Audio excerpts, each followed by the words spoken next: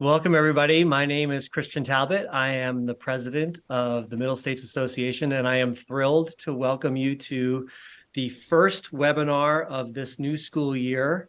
Last year, our theme was the Year of the Middle States Network, and this year, as I hope you know, our theme is Change Makers in Education, and you're about to meet two wonderful, highly impactful change makers in education. I will introduce them in just a moment. But first, I wanted to talk a little bit about why we decided to make Advancing Leaders of Color in Education our first webinar of this year. Last year, just about this time, we surveyed our membership and we learned that you all want more resources on two topics that happen to be interrelated for today's discussion. One is diversity, equity, inclusion, justice, and belonging in our learning communities. And the second is talent, and in particular, the development and the nurturing of talent. And they come together in today's webinar. They're both what we consider forces at play, these tectonic shifts that are going to have massive influence on the state of education over the next decade and probably beyond. And one last thing I'll say as context there is that I recently joined a webinar with one of my gurus, Seth Godin, and he was joined by one of his friends, Tiffany Jaina. And Seth Godin said that when it comes to this question of diversity, equity, inclusion, justice, and belonging, he said it's sort of like the all clarinet band. Have you ever heard one of those? No. Do you know why? Because when all the instruments are the same, it sounds terrible, right? So we want a truly diverse, equitable, inclusive environment for our students for sure, but also for our professional colleagues so that we can achieve justice and belonging as real, authentic outcomes for our work. So today, what will success look like? By the end of this webinar, hopefully you will have a keener understanding of three things. One is the reasons why school leaders need to be working on closing the achievement gap by developing more leaders of color. The second is the importance of role models and mentors in schools. And third, practical steps that you and other school leaders can take to create these future teachers and mentors. So let me introduce our guests. I am very happy to welcome Dr. Ligia Alberto. She is an assistant professor of educational leadership at Felician University. She's published research on Latinas in educational administrative positions. She is also the director of the alternative school for Bergenfield Public School District in Northern New Jersey. And finally, and perhaps most importantly, at least for me anyway, she is one of our commissioners here at the Middle States Association and also happens to be the chair of our Committee on Accreditation and Membership for our secondary schools. So obviously she plays a critical role for us. I also want to introduce you to Sadia White. Ms. White is an educational consultant with extensive experience in leadership roles in both individual schools and school systems. She's an executive mentor for the Newark Board of Education. She's the former chief academic officer for the Newark Public Schools here in New Jersey. And she also helps Middle States by volunteering for our visiting teams that conduct those accreditation visits to schools and systems that are so crucial. So Ligia and Sadia, thank you so much for being here. I want to ask you a lot of questions. I'm incredibly excited for this conversation, but first for the audience, I want to set a little bit of context around why the need is so urgent and important when it comes to identifying, nurturing, and advancing leaders of color in education. So you'll find the actual numbers in the chat in just a little while with sources, but at a very high level, I wanted to name the fact that when it comes to the students and the teachers in our schools who are Black and Hispanic and Asian, there are many more of them than there are leaders of color from those same demographics in our schools. So there's a gap between the people who are the students and the teachers and the people who are leading these schools when it comes to representation, again, among Black students and teachers and Black leaders in schools, Hispanic students and teachers, and Hispanic leaders in schools, and the same for Asian students and teachers, and the gap between Asian leaders in schools. The result of this, the consequence of this, at least in part, is a performance gap. And that's something that we're going to touch on today. So with that having been established as context, again, a hearty welcome to Ligia and Sadia. And Ligia, I want to start with you because the real reason, or the initial reason why we're having this conversation, was I read your research on this topic, and I was blown away by it. So let's just start with a really simple but critical question. Why do we need to close the achievement gap? What have you learned? Thank you so much, Christian, and thank you for the opportunity. Basically, our conversation, and really, I just want to kind of set the stage, just like as you just did, as far as what we're talking about. My research is really at the end of the beginning. So we're going to go full circle. And so my research is about people of color, or mostly Latina women, and how they actually attain the highest leadership positions in education, right? But in my findings, I had to go back to the beginning, which brings us back to the achievement gap, because most of the pool of administrators, right, come from the pool of teachers, and the pool of teachers come from the pool of students. So rather than concentrating on the barriers or the challenges, we want to look into the solutions.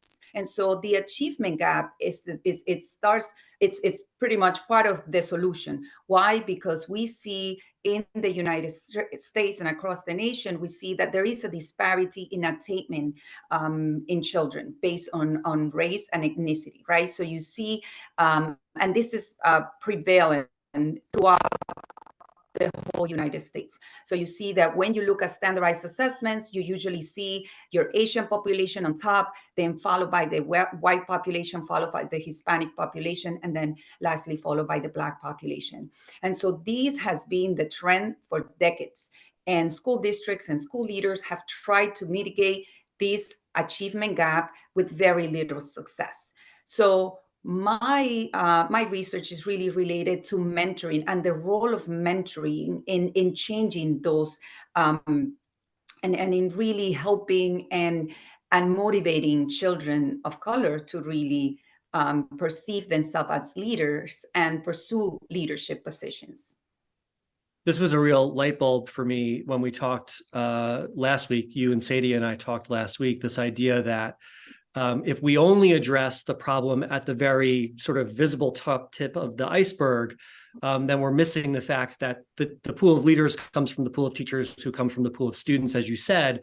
And if that pool of students who are minoritized are experiencing an achievement gap because of a lack of role models and mentors, and we're going to get into it a little bit later, new research that you're doing around self-efficacy and verbal persuasion, then we might change things at the top in very sort of incremental or small ways, but we won't be addressing the underlying causes of the gap between, why we have so many students and teachers of color, but so few relative leaders of color in our schools. Sadia, you've had extensive experience working in multiple school districts. You're a DC person originally. You've done a lot of work in Newark. What has your experience taught you about this question of the achievement gap and how it translates into the question of who becomes a teacher and a school leader? I think it's the shift in mindset that when it comes to children who are minority children, we have to change from a deficit model to an assets model. We have to change from inherently being intelligent to the harder you work, the smarter you become. It's efforts-based. And encouraging students that you can do this and giving them work that helps them build and scaffold on their skills base. Particularly, as you say, that we don't have that many teachers of color. I happen to come from a city where we were majority teachers and administrators of color, but that's not true in the rest of the other places that I have worked. But if you start with the foundation that there are no deficits here, I'm reading a current book from Dr. Lauren Wells, who talks about that. And I mention her because she also talks about something we did in Newark 15 years ago. But there are no deficits here. If we come with the idea that the children come to us with a knowledge base, if we let go of whatever we think of minority children and dysfunction, leave that at the door, that everyone here starts at a level where the harder you work, the smarter you become. And it's about effort in your work that hopefully that we will change that gap. Also, having schools really look at data in a different way. Looking at not only skills that children need to have to scaffold, but also looking for individual nuggets, because data can tell you any kind of story that you want. And that's something I'm also learning working with Newark now, that we're looking at data differently to look for those nuggets of those pockets of good news to show that our children are achieving at a level that we're making the change. But it goes back to efforts and hard work, and have our children understand, you come here, you have the intelligence, you have what you need to do this work. We're going to do this work together, and being encouraging about it. Yeah. And we're going to come back to this concept, but for the audience, a crucial immediate takeaway is so much of what will change for you and your school communities in identifying and advancing leaders of color is what Sadia just described as this mindset shift from deficit model thinking to asset and strengths-based thinking. And when we see every kid and every young teacher and every mid-career teacher and so on as someone who is naturally bringing strengths and assets to their environment, then we start to see lots of opportunity as opposed to lots of reasons not to advance someone.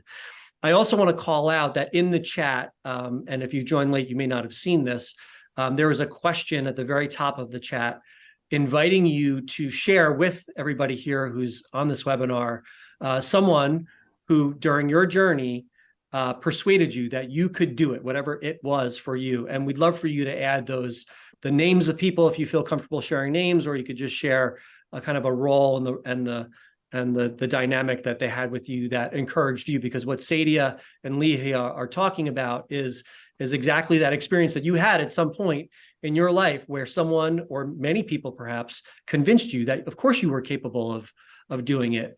And that's part of the message for today. We want you to think about opportunities to do that in your own environment. But this brings us now, Ligia, back to your research. So the paper that is going to be published soon, as I believe, is called Mentoring Relationships as Social Capital in the Career Advancement of Women of Color. And it's the first half of the title that I find really striking: Mentoring Relationships as Social Capital.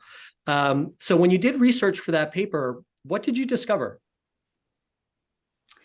I discovered that for women of color, particularly the women that I interviewed, which were 20 female school administrators in mid-management positions. So they were either vice principal or principals in schools.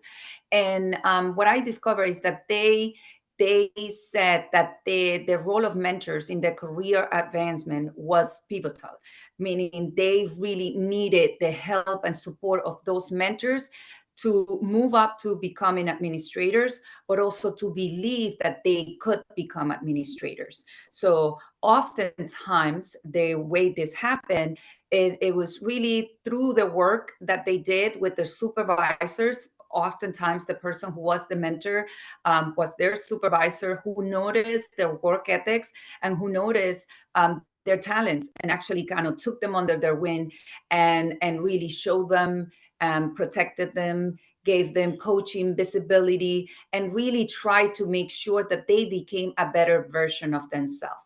And so through that process, I think there might be a little trouble with your audio, so I'm going to switch to Sadia okay. just for a moment. But I wanted to just call out a couple of things for the audience.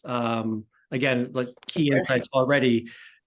The role of the mentor is different from the role model, as Ligia was saying. Lots of people who are successful can be role models, but the mentor plays a more specific role, and those dynamics include, first and foremost, both possessing and expressing a belief in the ability and the potential of their mentee to succeed, to become a leader.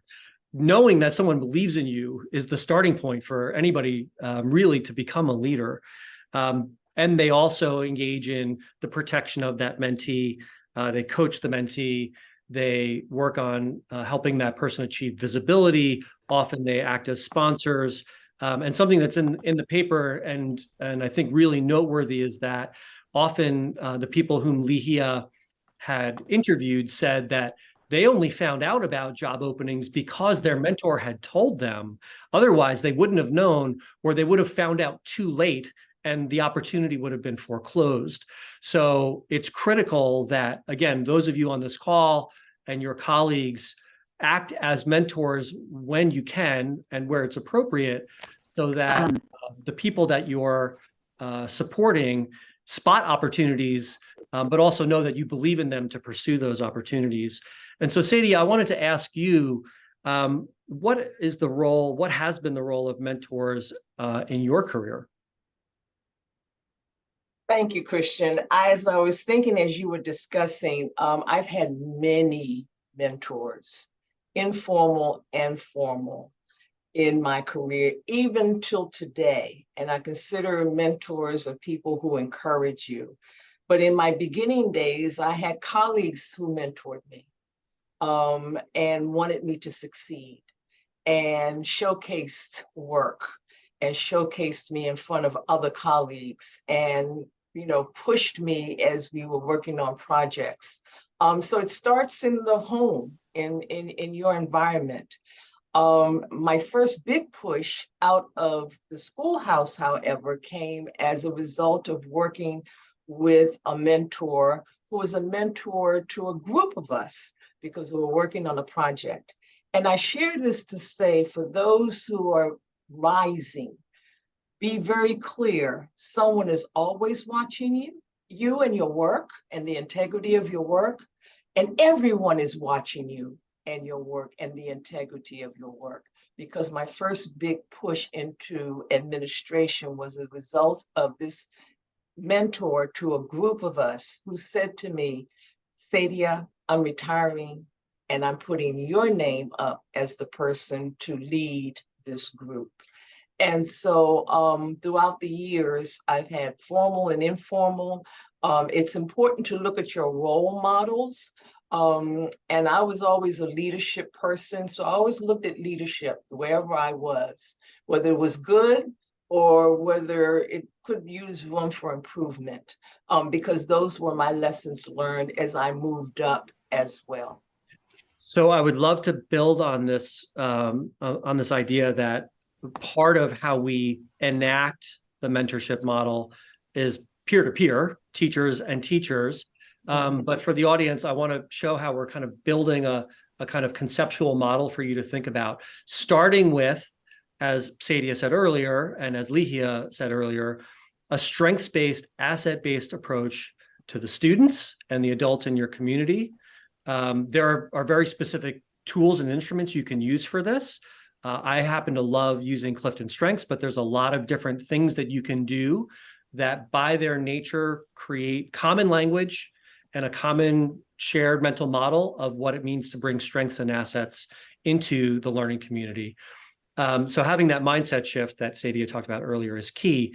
And then building from there, so you go from mindsets to enacting on the ground, mentoring relationships, which Ligia has laid out in her publication, which isn't out yet, but it's coming out soon. So as soon as that research paper is public, it's been accepted for publication, but as soon as it's public, we will share that with you. But a lot of it, again, has to do with identifying people with potential, expressing belief in them, protecting them, giving them visibility, coaching them, sponsoring them for opportunities, informing them of opportunities, and sometimes in advance so that they know. And then Sadia added another dimension to this sort of middle piece around enacting things, which is, again, the teacher-to-teacher mentoring. Sadia, I also know that in Newark, there's a policy move that was made that's, to me, fascinating. Can you talk a little bit about that? Yes. In their strategic plan, which is a 10-year strategic plan, 2020 to 2030, one of the core values is equity. And knowing that there's a difference between equality and equity. Equity is harder to do because you have to be intentional about it. And it goes to the belonging and justice part of the DEI. In this organization, under our superintendent, Roger Leon, there are opportunities for minority teachers to go into leadership. We have the aspiring leaders. We work with the Wallace Foundation to create this pathway. There's the Rising Black Men Coalition because there's a dearth of Black men in leadership. There's the Rising Latino Coalition for Men because there's a dearth of Latino Latino men in administration. We also have a yearly leadership conference for women so that it's part of our policy. It's part of our recruitment plan to include and make sure we reach out to a diverse population to make sure that our teacher force looks as much as our classroom force. And that includes being intentional with foundations like Wallace and New Teachers, because that is part of what we call the intentionality of the justice part, the policy part. And Newark Public Schools and the Newark Board of Ed is very committed to that as well. And if I understand correctly, there's a message that high school students get about graduating that to me sounds profoundly encouraging. And it sounds like it's policy. It is. We have 2 high schools that we're growing our own. And there's a teacher cadre in both high schools. They get their high school diploma, of course, but they also study foundational courses in education. In the summer, they get their summer experience in our summer school settings so that they can get a stipend and work in that field. And when they graduate from high school, they leave not only with a high school diploma, they leave not only with extra credits toward college due to dual enrollment, but they leave with a job offer that is good upon graduating from a 4-year college in education. You are guaranteed a job in the Newark Board of Education. And that is just very innovative. And that's how we're growing our own as well.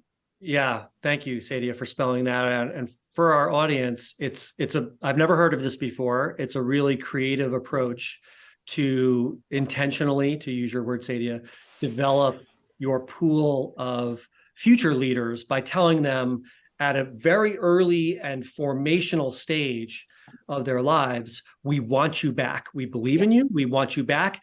And we're not just paying it lip service. We're actually at a policy level resourcing the job for you when you're ready for it. So we may come back to that later, but Ligia, did you want to jump in on that? No, I just wanted to add that that's very, very important. I'm so sorry, I had a little bit of technical difficulties, but I think it's crucial because that's really a big part of the solution, the intentionality to which Sadia is talking about, and really modeling some of the practices that his school district is doing, because that has been proven to mitigate the issue with the shortage of teachers and really bring and change the mindset that there are no teachers out there. Yes, we are struggling with a shortage of teachers throughout the entire world. But one thing that every college graduate must do is they must graduate high school, right? So it's almost like going back to what I was saying at the beginning with my research and how I went to find all these things that brought me back to the beginning and to say the solution is nurturing our children, telling them that they can achieve.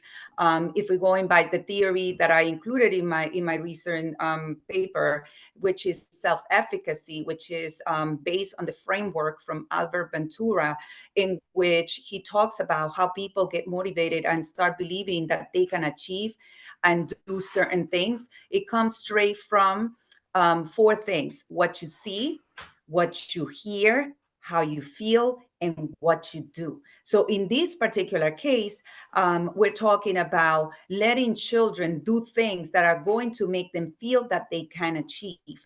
Let them hear early on throughout their formative years and soon and thereafter that they can be teachers. That is something that is attainable, right? The whole thing with representation and role models. If you have people of color teaching them who they become, right? Like the second parents and people that they see in authority, right? When you're a child and you go to school, your teacher has authority. If you see your teacher and you like your teacher and you connect at a human level with your teacher, you will say, oh, I like my teacher, I like my school, I want to be like my teacher. And that is kind of what makes them come back. So kudos to Newark for fostering this type of intentional strategies, right, to solve the problem. Yeah, I love what you just said, Ligia, and I'd love for you to say more about Bandura's model, specifically the feel dimension. So see, hear, feel, do. One of the things that seems to be true both for the students in our schools, but also, again, the young and maybe aspiring teachers of color or staff of color who want to become leaders, is that they need to feel genuinely and authentically connected to, if it's a kid, their teacher, if it's a younger teacher or staff member, to their peers and to their mentors. And something that I know you've done some thinking around is how essential it is to shift dynamics from transactional to relational. And how that may affect the feeling state of the individual. Like that might sound like sort of hand wavy, like what's how you feel, but actually, like you've done some thinking around transactional versus relational dynamics. Can you say a little bit about that? Yes, absolutely. So one of the things that I've noticed, and I'm going to go back a little bit to my research, is when I asked the school leaders about their high school experiences, when I asked in both of my studies, right? First, I did it with 20 females, and then I did it with 16 school superintendents. Their answers were very similar. Their answers were something like, nobody told me in high school that I could be a teacher. My relationships with my teachers were transactional. So it's they use the same word, transactional. They didn't have those encounters, or the majority, right? There was a minority that did, but the majority of the participants said that they didn't have that connection with their teachers beyond having that transactional relationships of you complete the work, I grade the work, and so forth. So that it's really important, because it was not only after they graduated, so they had left the schools and then they started doing tutoring and they started working with children, that they started thinking about education as a viable career for them. Whereas if we think about the solution, if the schools really foster that, connection in between the students and the teachers, and really going above and beyond just the academics, that is going to motivate the students to perform better, right? Because that's going to have that how I feel is going to make me feel that I can attain and do better. But it's also going to create the connections that are going to be long lasting and that can actually create more teachers. And when you talk about the framework from Albert Bandura, we're talking about the most important of the 4 different ways to feel that you can achieve and really gain that confidence to pursue something, is by doing. So that is the strongest force. When you do something and you achieve, that is going to have a profound impact into you wanting to do it again. Yeah. And the second one is when you hear it, right? When you hear people saying, yes, that's good, you're doing it, you're capable, that's also going to have a profound impact. And in my research, that was prevalent, that you can see that people remember what teachers and counselors said to them even 30 years after they graduated, which I find really amazing, that you remember the exact words that somebody said to you, believing in you or not believing in you. Either way, they remember clearly what had been said to them at some point by a teacher or a counselor. So I had Sadia. I like to call that a sense of agency, Ligia. It gives me goosebumps, particularly as we go into our career as educators and those of us who are people of color, and going in with a sense of agency, knowing that we can do anything and everything. And part of that is not being marginalized and not being heard. And so creating venues and places and collaboratives by which you can contribute. My first feeling of agency in this career was when I was part of a middle states accreditation for the high school that I worked at. And for a new teacher, that gave me a sense of confidence. And so it's having that belonging where everyone can have that sense of confidence in their contribution as they go along in their career, and feeling that personally, even as a person of color or not, that I have that sense of agency, that whatever I do and it's good and it has integrity, it's a work that I've contributed to, and therefore I can rise as a result of it, whether it's informal or formally, as I work my way up the ladder. I love it. And I'd love to hear both of you talk a little bit more about that do piece. As Ligia, as you said, it's the most important piece. It's the place from which not only we exercise agency, as you said, Sadia, but also that we feel and experience our own self-efficacy, that we can, in fact, do it. But that can't happen if we don't put candidates for leadership into situations in which they're given the opportunity. So I would love to hear you each talk a little bit about, maybe Ligia, from your research, what were some of the, stretch assignments or different scenarios in which some of the people you interviewed were able to practice the doing? And Sadia, maybe you can talk a little bit about where you've seen that. So in my research, the supervisors were working with teachers, let us say, in curriculum. So they would say something like, my interest is really focused on curriculum, and I happen to be working in an initiative from the district to create or change the curriculum. And so through those mutual interests, right? So the supervisor was interested in curriculum, the teacher is interested in curriculum. They both join forces to start working on a mutual project. And through those experiences and mutual interest, they developed something that they were very proud of, and that increased the sense of self-efficacy of the teacher, and also did the same thing for the mentor. Because in the relationship of mentor-mentee, there are benefits for both entities. They're going to be benefits for the mentee, which is going to gain the knowledge and the protection, visibility, and coaching of the mentor. But it also benefits the mentor, because the mentor is going to feel that he's fulfilling a purpose and is helping others, and it also gives them that sense of achievement. If you want to say it in any different way. So when they were acting in those different projects that they were working on, and I just gave one example as curriculum, but it could be modifying the school handbook, or it could be working on a policy that they felt that it was not necessarily helping the school population. That's when they started really realizing that they wanted to be leaders, and that they were able to do this work alongside with the verbal persuasion of their supervisors who were saying, you can do this, you're a valuable member of this community, you certainly have leadership abilities. So saying words like that really make an impact in the women that I interview. That's something that it really make them start thinking about leadership as a possibility. Yeah, that phrase, just for the audience, verbal persuasion, it was last week was the first time I had heard it.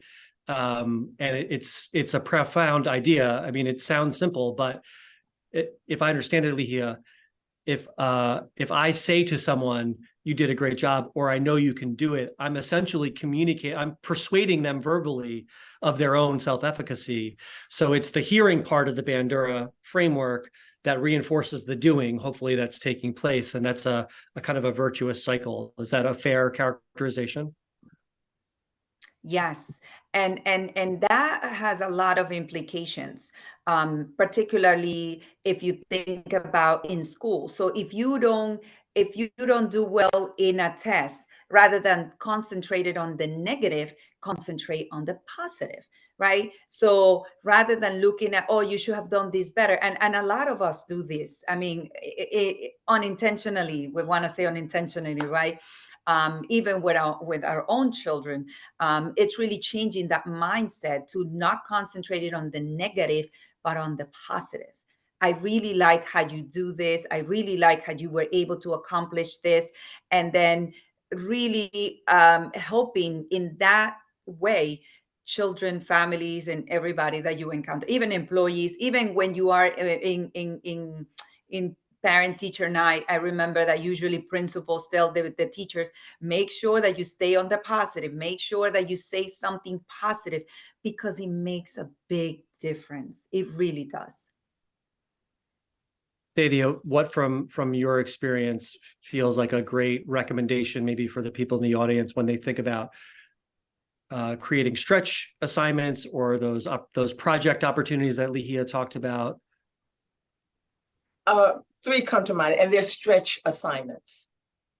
If you're in leadership, giving those stretch assignments and through your actions, not only the hearing of you're doing a good job, but giving them the space to be able to do that great job. One was the Newark Global Village Zone, where we had a high school and then 4 or 5 elementary schools that fed into them.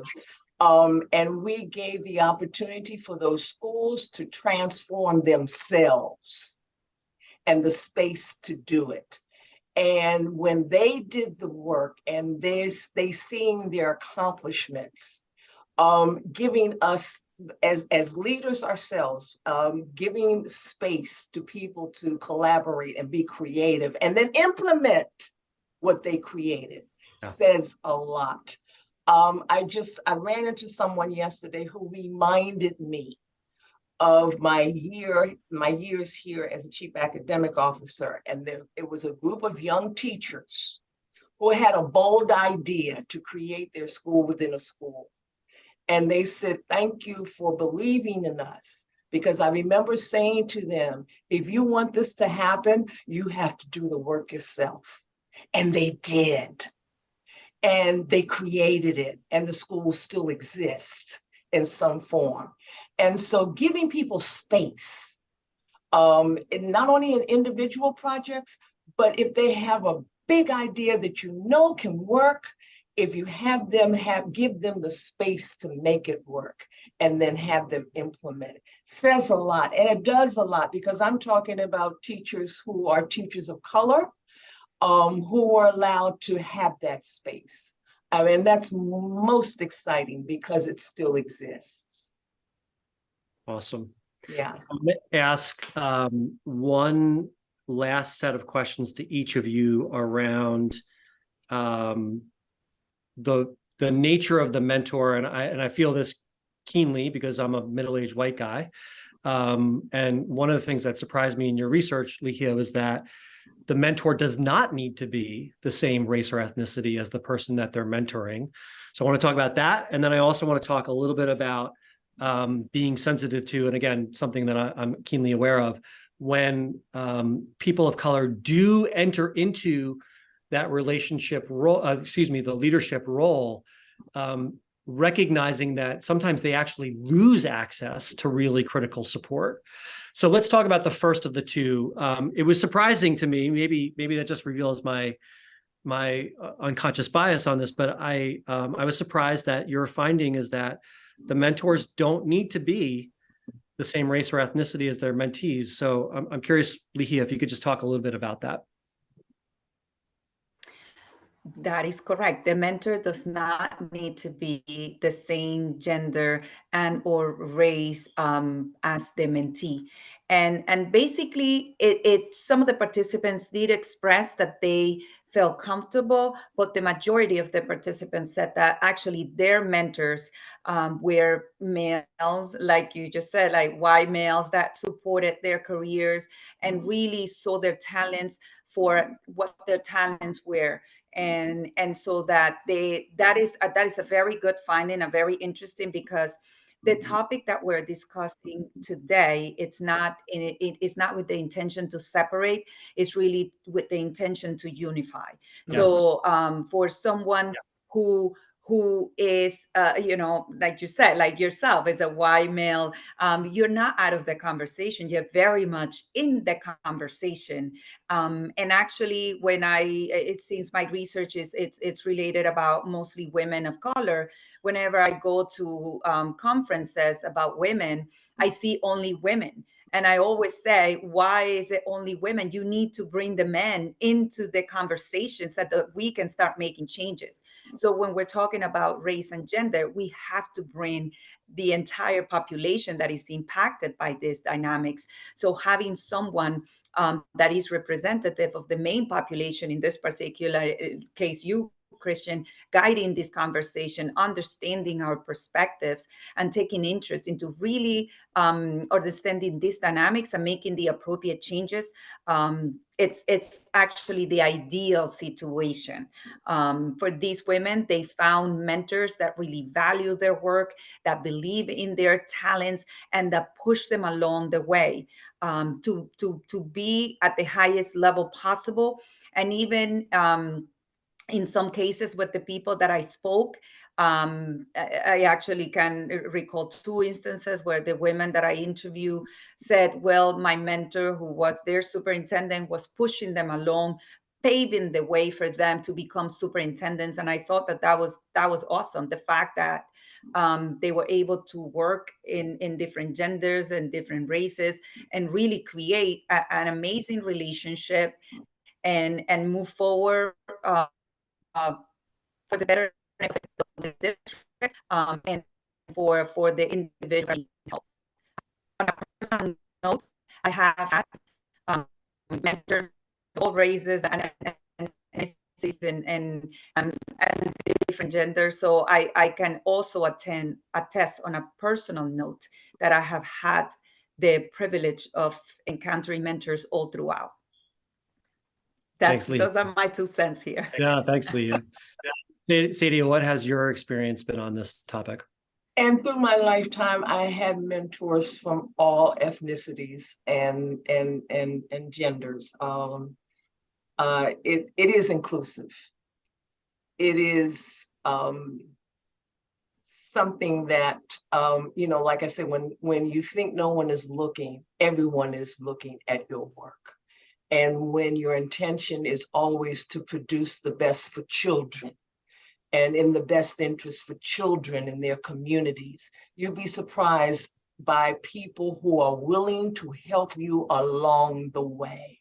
And they don't always have to look like you, but they're willing to help you because of the work that you are doing and showing them how to do that work well and supporting you in doing that work well. So I have been blessed and favored to be across the spectrum in terms of informal mentors and formal mentors who have been most inclusive and very multicultural.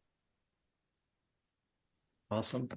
One last thing before we move to the Q&A phase, and I see that we've already invited our participants to put their questions in the chat, so we'll look forward to those. But Ligia, one of the things, again, from your research that I wouldn't have thought of if you didn't write about it, is that often when people of color enter into leadership roles, they become the only person who now can kind of play that role of top leader, mentor. They might be the most senior person in their building. And so they often lose access to mentoring relationships and social capital. So apart from just being aware of that fact, anything that you want to share with the audience on that critical dimension, kind of invisible dimension? Yes. So I think it will be the power of networking. So when you are in that position that you don't have necessarily that mentoring from within the organization, the alternative is to seek out networking opportunities in organizations, there's different educational organizations that you can join to really offset that point. Unfortunately, the 20 women that I interview, the vast majority of them felt that they were not being nurtured anymore, and that access and opportunity that they once had ended up until they became principals. And actually, the majority of them are still principals at this point. At the time that I interviewed these women, they were not really actively seeking the networking opportunities. And so that's why I recommend that as, because even if the latest work that I did for women, the encouragement and the words of praise and belief systems are very much a part of them wanting to continue moving up the ladder. So if you don't have those resources within your district, try to seek for those resources outside so that you can continue aspiring to be the best version of yourself and to attain the highest leadership position that you can attain within your roles and your areas. Yeah.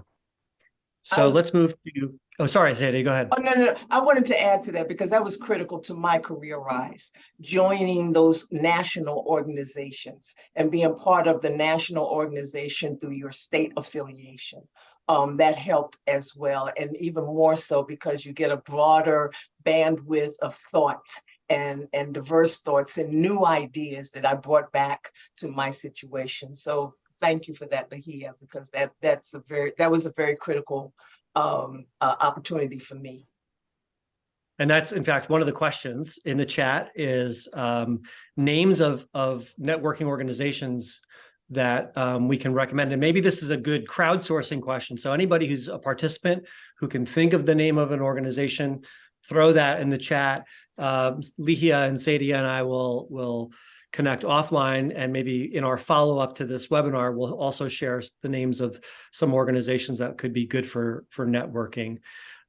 There's another question from Shane for you, Ligia, and it's about whether there's any different, have you noticed a difference in the skill sets for administrators in K-12 versus higher ed? And you're in both worlds, so I think you're probably well positioned to answer that question.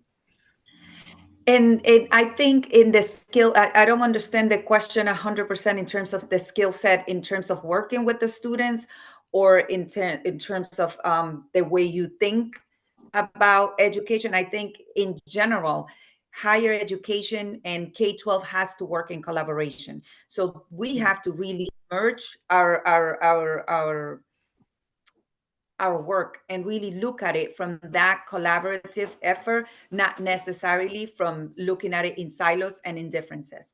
So that is very, very important. Instead of, I really didn't follow 100% the questions. I don't know if Shane can actually add a little more so that I can answer accordingly.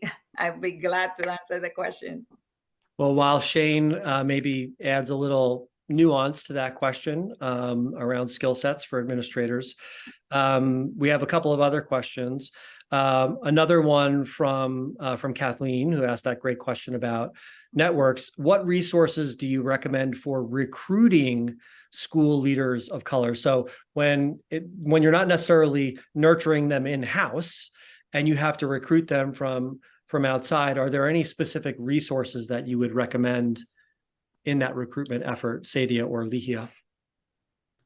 I think partnering with colleges and universities that have a large number of people of color, they can be a great source. You can do a job fair and really partner with those organizations if you intentionally are looking for people of color and really being. I have seen that some institutions that they very open in their post to say we are encouraging minority candidates to apply, so they actually are very intentional into trying to recruit people of color.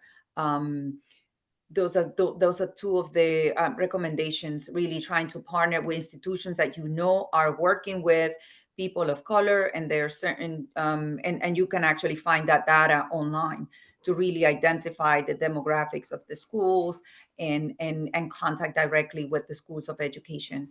Yeah. And I too say the same thing, reach out to the HBCUs and their graduate programs, and reach out to search firms and being intentional about types of candidates that you're looking for. And there's a National Association of Black School Educator, NAPSE, which could also has a listserv if you're looking for candidates. And there's also, I'm going to a conference tomorrow and I've been invited to join. It's New Jersey centric, but there could be something similar wherever you are.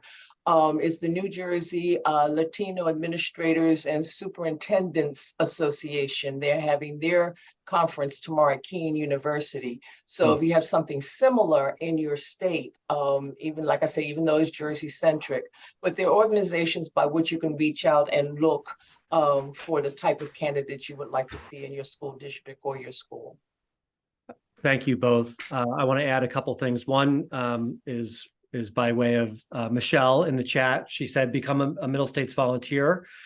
We hear all the time that volunteering for a visiting team is the single best form of professional development that someone has in the course of a school year. And part of that often is being exposed to other incredible teachers, staff members, and leaders, many of whom are people of color.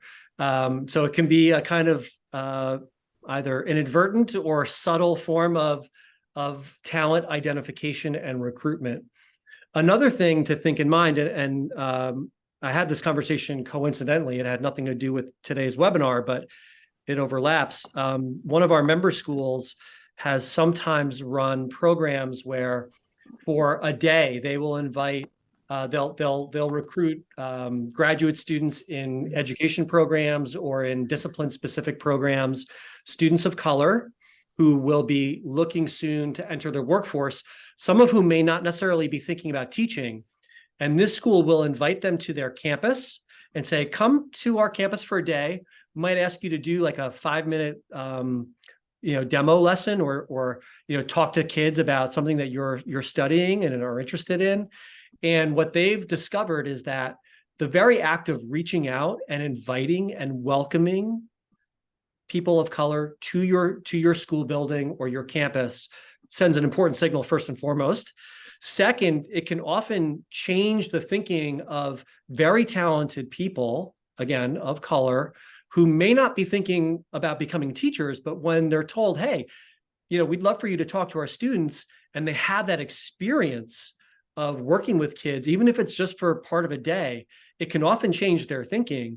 And that's maybe an unusual or creative approach to identification and recruitment, but also one that seems to be paying off for that one Middle States member school. I want to get to another question. I think this is a really great question from Jennifer Beckwith. How do we keep the principalship from being the ceiling barrier for leaders of color? How do we make sure that that's not the last place that they can rise to, but they can become the superintendent, they can become the head of school, they can become the head of the association, so on and so forth. And Sadia, I can see you're